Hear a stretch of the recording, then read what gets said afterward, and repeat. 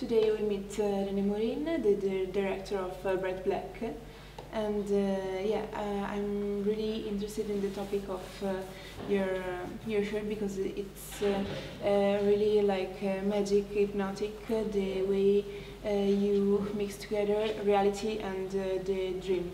Mm-hmm. And I found it really fascinating, and I wanted to know what is the aim of this mix between the dream and the reality in the mind of the main character in your shirt. Yes, interesting question. The film is actually quite funny because it's a very local film. Many parts have references to very local Slovenian situations that maybe are not always clear to foreigners, and also there are some references to some historical situations that are also maybe not understandable to younger people or maybe to foreigners that don't know a bit about the history of Yugoslavia and stuff like that. But the other interesting part is that the film was partially inspired by a Japanese folktale.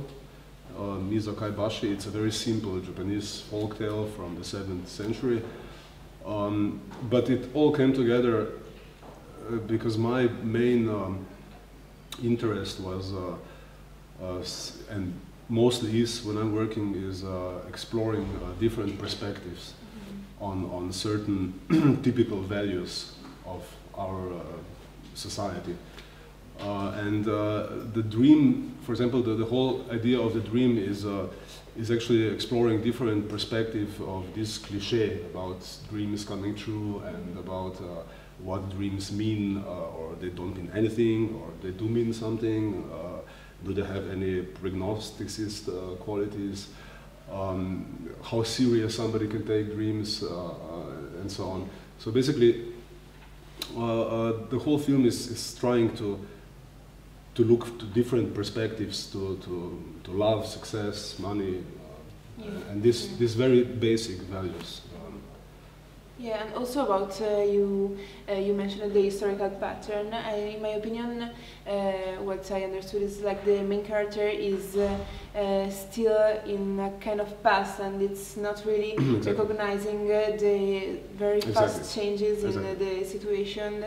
And so it's like the scene when he found the money, but they are not heroes, or they are without any value. So what do you think it's the link between the past and the present in the short and in the historical context? One thing is for sure that it's something that somehow affects my whole generation, because we are a generation that grew up in a time that was completely different from this time. We are a generation that grew up in socialist Yugoslavia, where we had absolutely no idea or no conception of success, material richness, because it was isolated more or less, not as isolated as Russia or something, but it was still, nobody could get rich, and nobody could get really poor. So basically this was not in the mindset.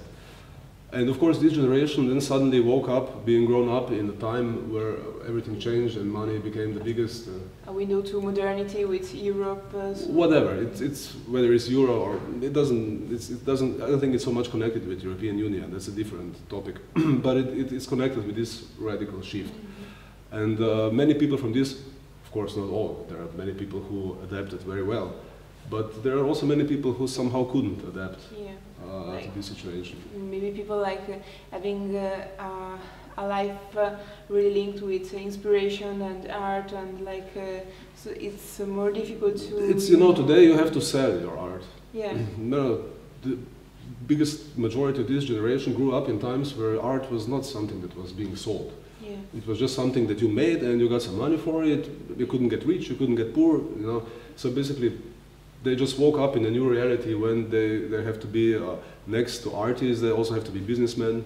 They have to be, all this kind of stuff, So he is a typical type of character that could not adapt and who is bitter because of it cannot really hit the flow of modernity and... Exactly, he cannot connect. Yeah. And the other thing here is I didn't want to make, what I wanted to do is because usually there are like two options: either you connect or you kind of die in a mental or in a survival way. But I'm always interested in characters who experience some kind of a shift in their perspective to life.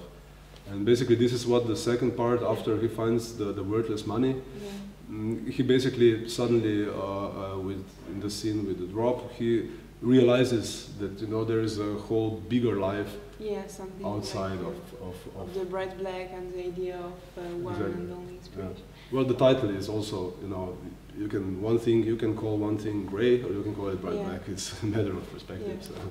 And what are your programs and your projects for the future? What are you working on? I'm working on multiple things at actually the same time. I'm mostly preoccupied with my first feature film. I'm actually I'm working on my first feature film, but it's in a very initial phase. And I just wrote kind of like a book. It's kind of a research thing. But yeah, I'm working on more films. Okay, thank you, and good luck for everything. Thank you very much.